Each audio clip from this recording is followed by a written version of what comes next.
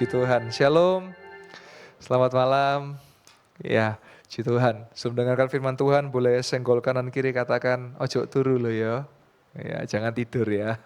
Ya, Bapak Ibu Saudara, saya mau bangun satu budaya yang baru. Setiap kita setelah amin, jangan duduk dulu. Tapi kita kasih tepuk tangan karena kita mau memberikan kemuliaan buat teman Tuhan. Amin. Ya, Bapak Ibu Saudara, saya bersyukur dan saya selalu berdoa dimanapun saya berada dan saya pergi melayani Tuhan. Saya percaya mujizat Tuhan terjadi. Nah, saya mau saksikan kemarin saya di Pontianak, saya melayani di cabang kita di Pontianak dan saya percaya Tuhan adakan mujizat. Dan waktu selagi firman Tuhan, saya dapat impresi Roh Kudus bahwa ada seseorang yang kepalanya sakit, bahkan sudah berpuluh-puluh tahun. Saya nggak tahu orangnya siapa, tapi ternyata orangnya adalah Pak Simon Peck. Pak Simon Peck adalah bendahara di Pontianak dan dia langsung angkat tangan dan berkata, itu saya Pastor Yoel. Dan dia maju ke depan, saya tumpang tangan dan puji Tuhan, kepalanya sudah enak, sudah sehat dan kita boleh kasih tepuk tangan buat kemuliaan nama Tuhan. Haleluya. Lalu yang kedua juga ada impresi Roh Kudus, yaitu saya tidak tahu siapa orangnya, ada orang yang dia mengalami pergumulan dengan pekerjaan, dia mengalami masalah dalam pekerjaannya dan saya minta untuk maju dan ternyata ada orangnya, waktu itu orangnya ngomong, ternyata itu dia dan memang dia sedang bergumul untuk pekerjaan. Bapak Ibu Saudara, saya percaya bahwa sampai detik ini mujizat itu nyata dan mujizat masih terjadi. Yang percaya katakan amin. Saya mau mulai dulu dengan kesaksian-kesaksian supaya saudara imannya dikuatkan karena iman saudara yang akan menyembuhkan dan iman saudara yang akan menyelamatkan Anda. Kita buka PowerPoint-nya, slide yang pertama saudara. Ada beberapa orang dalam beberapa waktu ini yang mengirimkan WA kepada saya bersaksi dan saya percaya ini akan menguatkan Bapak Ibu Saudara. Saya akan bacakan dari Ibu Yeni. Selamat malam Pastor Yoel, saya mau bersaksi. Saya bukan jemaat Yestoya, saya jemaat dari sebuah gereja. Beberapa minggu yang lalu kaki saya sakit, kalau buat berjalan di pangkal paha dan lutut. Hari Minggu saya ikut ibadah anak saya di ibadah mujizat jam 3 sore. Dan pada saat altar call saya maju dengan kaki pincang, kemudian didoakan oleh Pastor Yoel. Puji Tuhan beberapa hari kemudian sembuh, sampai sekarang tidak sakit, saya bisa berjalan dengan normal dan kita boleh kasih tepuk tangan buat kemuliaan nama Tuhan. Bapak Ibu Saudara, saya masih percaya bahwa sesuatu terjadi saat datang di altarnya. Sebentar nanti saya akan membuka altar, saudara yang hadir, pelayan pun mau maju-maju saudara. Jangan cuma jemaat yang ngalamin, pelayan juga harus ngalamin. Saudara mau maju-maju silakan, karena terjadi sesuatu di altarnya, yang percaya katakan amin. Jadi kalau nanti dibuka altar, saudara maju-maju. Tidak usah pedulikan kanan kiri. Saya sering menemukan kadang, saya malu sungkan sama sebelah. Tidak usah hiraukan mereka. Karena Tuhan bekerja kepada pribadi kita. Sebab itu dibuka altar, saudara bisa maju. Alami pertolongan Tuhan. Yang percaya katakan amin. Selanjutnya, Bapak Rudy Bex. Ya, boleh di slide yang selanjutnya. Selamat siang Pak Pendeta Yoel. Saya Bapak Rudi, salah satu jemaat Betani Yestoya, mohon kiranya bantuan doa 22 Mei hari Rebu. 4 hari lambung saya sakit dan lambung sakit itu berbahaya Bapak Ibu Saudara, ya, itu sangat harus berhati-hati. Dan setiap bangun keluar keringat, ini mah ya. Dan tidak kuat berdiri lama, mata berkunang-kunang, mohon bantuan doa. Dan Bapak Ibu Saudara bisa lihat di situ jam 12.40, jam 1 menit saya langsung telepon. Saya doakan lewat telepon dan kita lihat apa yang terjadi. Shalom Pak Pendeta Yoel, kemarin siang setelah Pak Yoel doakan saya dibawa ke IGD, langsung mendapat penanganan, puji Tuhan mujizat terjadi, saya hanya opname 1 hari saja, siang ini sudah boleh pulang dan sudah sangat membaik dan tinggal pemulihan dan saya mengalami kesembuhan dari Tuhan dan kita boleh kasih tepuk tangan buat kemuliaan nama Tuhan. Saya masih percaya Tuhan bisa menyembuhkan melalui semua cara, bisa melalui dokter, tim medis dan saya percaya sampai detik ini mujizat masih terjadi, yang percaya katakan amin. Selanjutnya, slide yang ketiga. Hari ini saya kasih ada banyak kesaksian ya. Ibu Rusmiati, ya. Shalom malam Pak Yoel, saya Ibu Rusmiati akan menyaksikan kesembuhan yang saya terima di ibadah mujizat 12 Mei. Pada ibadah mujizat hari itu saya minta disembuhkan dari sakit saya yang tidak tahu sakit apa. Sudah 3 hari berturut-turut, tiap malam ketika tidurnya bisa terbangun dengan rasa nyeri di dada. Tangan, kaki berkeringat dan juga ada rasa panas. Menjalar dari kaki sampai kepala. Itu terjadi dari tengah malam sampai pagi. Saya sudah periksa ke dokter, ke ahli. Cek jantung, paru-paru, darah semua baik. Tapi sakitnya tetap ada. Sampai ada ibadah mujizat pada saat altar call saya ikut didoakan. Dan sampai sekarang saya sudah sembuh dan kita boleh kasih tepuk tangan buat kemuliaan nama Tuhan. Dia Yesus penyembuh. Dia Yesus penolong.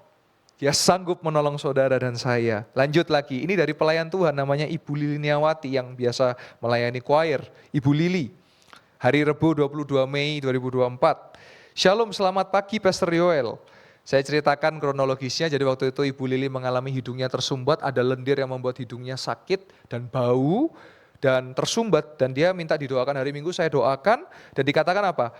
Setelah didoakan Minggu malam, kira-kira jam 2:30 pagi, saya terbangun karena tidak bisa nafas, tersengal karena banyaknya lendir yang ada di saluran pernafasan. Puji Tuhan, saya batukkan, saya keluarkan, akhirnya keluar semua lendirnya bercampur darah kering. Sekarang hidung saya sudah sembuh dan Tuhan Yesus menyembuhkan saya dan kita boleh kasih tepuk tangan buat kemuliaan nama Tuhan. Haleluya. Ini yang membuat saya terus kuat karena saya punya Yesus yang pasti. Yesus yang sanggup menolong saudara dan saya yang percaya katakan amin. Selanjutnya, kesaksian tentang keturunan. Kita lihat.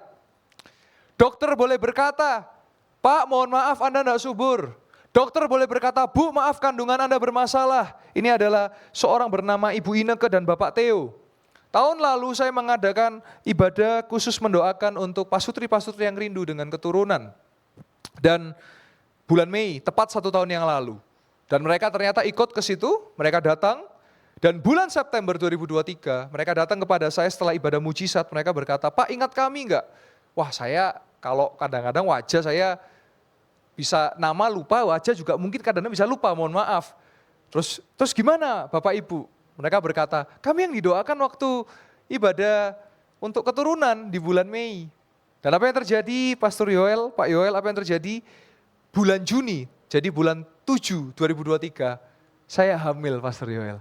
Dan walaupun dokter berkata saya ada miom di kandungan saya, dan suami saya dikatakan tidak bisa punya anak atau tidak subur, tapi Tuhan memberikan kami keturunan. Dan kemarin Bapak Ibu Saudara saya berkunjung di rumah sakit, lahir 15 Mei dan ini foto 19 Mei. Dan kalau Tuhan membuka tidak ada yang menutupnya, dan Tuhan kalau memberi, dia memberi. Kita kasih tepuk tangan buat kemuliaan nama Tuhan. Puji Tuhan. Ya, ditampilkan lagi boleh? Anaknya namanya Matthew Ethan T. Ya, saya datang berkunjung sebelum ibadah mujizat, saya doakan dan saya percaya ini anak mujizat. Tuhan yang memberi, Tuhan yang akan memelihara dan Tuhan akan membuat yang baik buat keluarga ini. Amin. Kesaksian yang terakhir sebelum saya masuk ke firman dan saya adakan altar call. Mujizat finansial. Tuhan bisa adakan pertolongan di finansial. Slide yang terakhir. Ada jemaat di sini namanya Aldo Sadega. Ini yang saya pernah cerita, dia ditinggali utang sampai miliaran saudara. Usianya baru 22 tahun, tapi hari ini dia jadi pengusaha toko bangunan dan omsetnya ratusan juta tiap bulan Bapak Ibu Saudara. Masih umur 22. Dan dia berkata apa? Shalom, Ko Yoel, puji Tuhan, sampai saat ini Tuhan selalu memberkati, memproses dan mengangkat Aldo. Yang lain pasar sepi, tetapi Aldo terus kiriman full sampai nolak-nolak orderan. Omset Aldo naik 2 kali lipat, hutang dilunaskan, saudara tahu berapa hutangnya? 2,7 miliar. Hutangnya anak ini. Dia harus umur 22, harus dia menanggung 2,7 miliar, dan dia bisa lunasi Bapak Ibu Saudara. Bayangkan saudara, bersama Yesus, pasti bisa. Saya lanjut bacakan. Enggak sampai 3 kali ya. Nah, terus, dan Aldo diberikan kepercayaan besar oleh pabrik-pabrik besi, beton, dan puji Tuhan nama perusahaan Aldo melejit menjadi supplier besi beton papan atas di Malang Raya, bisa dibilang termurah sampai digosipkan tidak oleh supplier lain. Doa Yabes benar-benar terjadi di Aldo, apalagi ketika di ibadah mujizat jam 3, Aldo dan Mama Aldo datang di altar call dan ditumpang tangan oleh Ko Yoel, dan langsung hari Senin sampai hari ini full kiriman terus. Dan saudara dia katakan dia sekarang punya pegawai ada 30 orang dan dia beli truk baru lagi, usianya baru 22 tahun dan kita boleh kasih tepuk tangan buat kemuliaan nama Tuhan. Saya masih percaya hari dia sanggup berkati orang yang rajin bukan orang yang malas. Yang percaya katakan amin. Ini adalah satu inspirasi. Adiknya namanya Royce. Itu yang kalau saudara beli parfum, itu adiknya usaha parfum. Dia sudah mau buka showroom Bapak bisa. Usianya baru 18 tahun saudara. Omsetnya tiap bulan sudah 2 digit ke atas. Dan ini dia, karena dia ditolong Tuhan, akhirnya dia juga mau mendukung pembangunan melalui parfum mobilnya. Nah saudara kalau hari Minggu datang, saudara bisa beli 15.000, 20.000, berbagai macam rasa, ada rasa buah-buahan, ya, kecuali buah durian, nggak ada. Karena kalau saudara beli bukan harum malah pingsan saudara ya. Nah, jadi saudara hari ini saya percaya Tuhan sanggup dan Tuhan mampu. Yang percaya katakan amin. Mari sama-sama kita melihat Alkitab kita, ayat kesukaan kita semua, ayat terakhir. Markus 10 ayat 46 sampai 52. Ini adalah sebuah kisah dari seorang yang bernama Bartimeus. Kalau saudara tahu Bartimeus adalah seorang yang apa? Yang buta. Buta artinya tidak bisa melihat. Ya.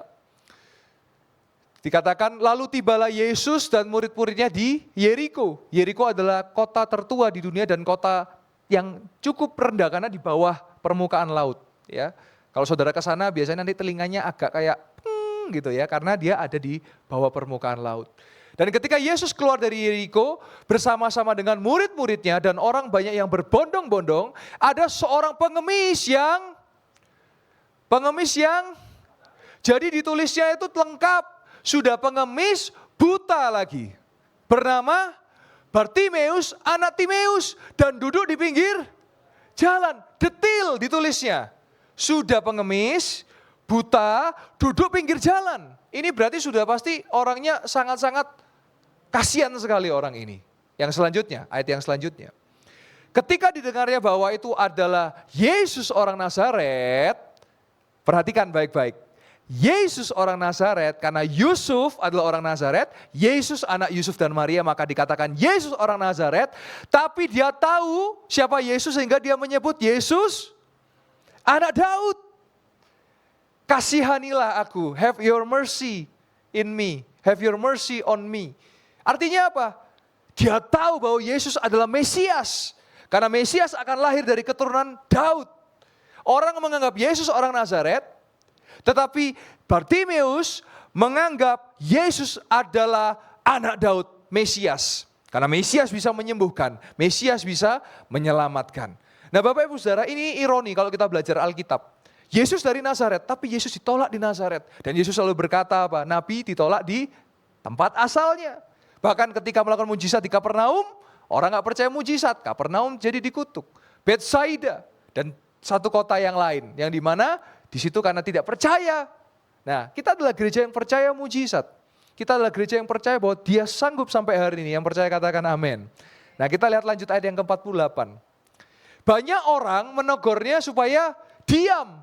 Tapi dia semakin keras. Dan dikatakan apa? Anak Daud, kasihanilah aku. Bapak Ibu Saudara, jangan berhenti berdoa. Kalau orang sekitar Anda bilang, lapo kon doa, percuma. Tetap berdoa. Karena apa? Sama seperti Bartimeus. Sekitarnya bilang, diam. Dia semakin diam? Tidak. Dia semakin keras. Karena Yesus melihat apa yang kita lakukan. Yesus melihat apa yang kita kerjakan. Dan dia berteriak, anak Daud kasihanilah aku.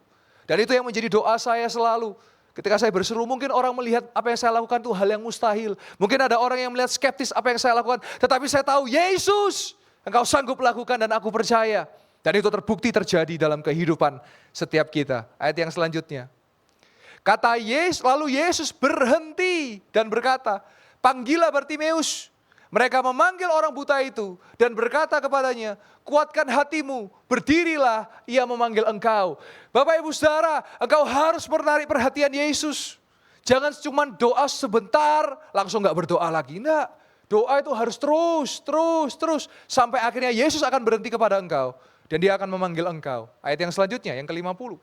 Lalu ia menanggalkan jubahnya, Bartimeus menanggalkan jubahnya. Ia segera berdiri dan mendapatkan Yesus. Padahal kondisinya Bartimeus buta, betul?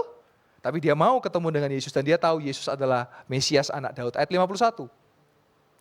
Selanjutnya.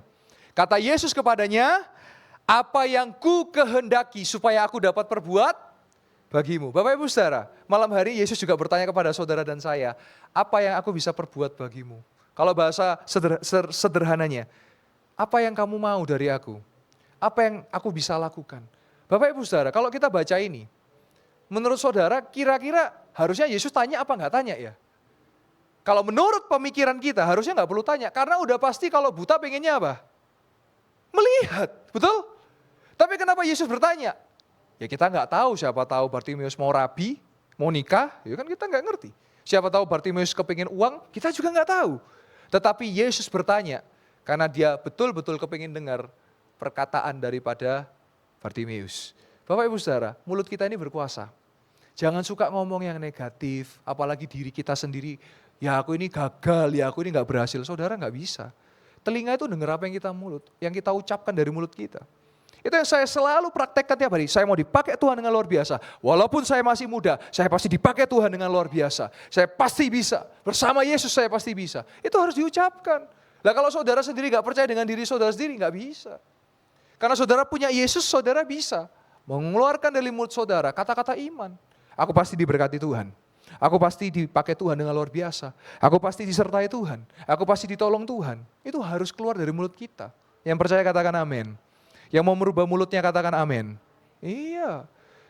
Firman itu terjadi kalau dipraktekkan. Banyak orang Kristen itu cuma pengen dengar tapi gak mau melakukan. Itu yang membuat gak ngalami.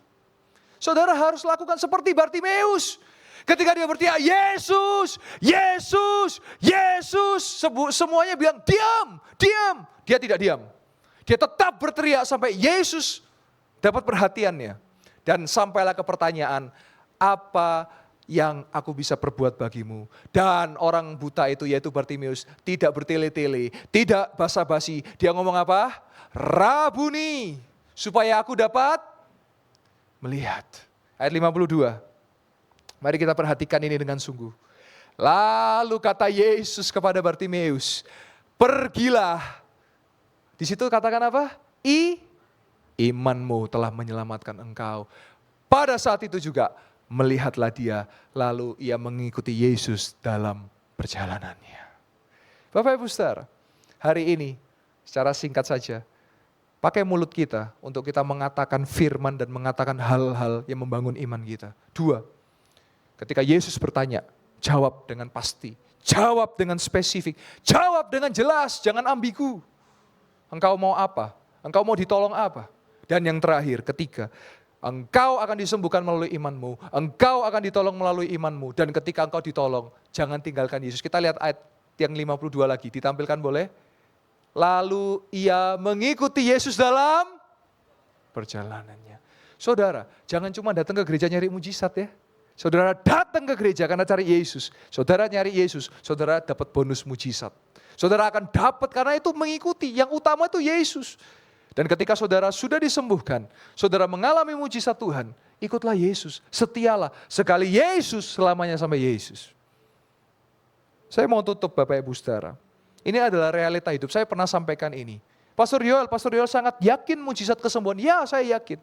Tapi pernah nggak pastor doa, ternyata jawabannya sebaliknya bahkan sampai dipanggil Tuhan. Saya pernah mengalami demikian. Tetapi saya jawab dengan hikmat Tuhan. Apa jawaban saya? Di sorga itu nggak ada sakit Bapak Ibu Saudara. Di sorga tidak ada penderitaan. Di sorga hanya ada kemuliaan. Dan setiap orang yang meninggal dalam iman Yesus, dia akan beroleh sorga. Artinya apa? Hidup dan mati itu kedaulatan Tuhan. Tetapi iman di dalam Yesus itu yang harus kita pastikan. Sehingga apa Bapak Ibu Saudara? Sehingga di dunia ini bukan menjadi persoalan. Maksudnya apa? Saya percaya engkau disembuhkan. Ya, engkau disembuhkan. Kalaupun Tuhan tidak sembuhkan, percayalah upah mengikut Yesus adalah sorga. Yang percaya katakan amin. Ya, karena di dunia kita transit Bapak Ibu. Kita di dunia sementara. Di sorga itu yang kekal untuk selama-lamanya.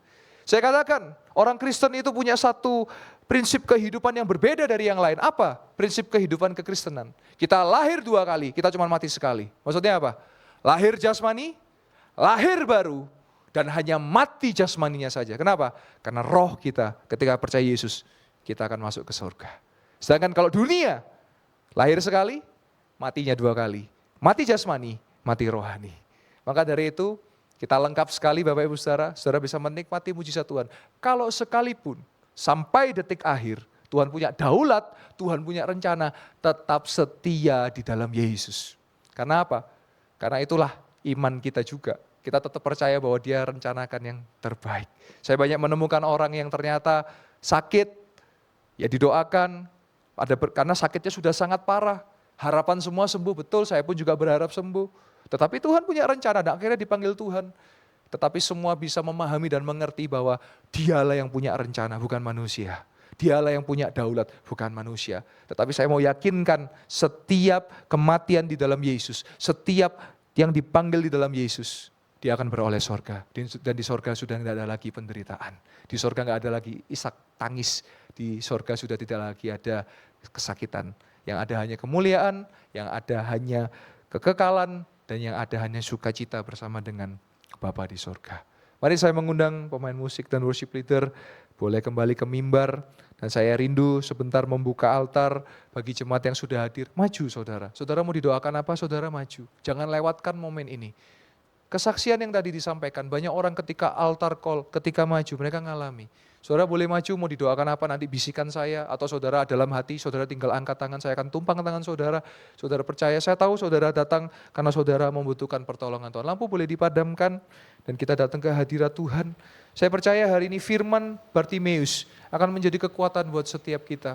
Firman dari kisah Bartimeus ini akan menjadi satu titik bahwa Yesus, Tuhan kita, akan selalu bertanya kepada kita, apa yang bisa dia perbuat bagi kita. Dan setelah kita menikmati itu, mari kita setia ikut dia sampai kita berjumpa dengan dia di sorga. Haleluya.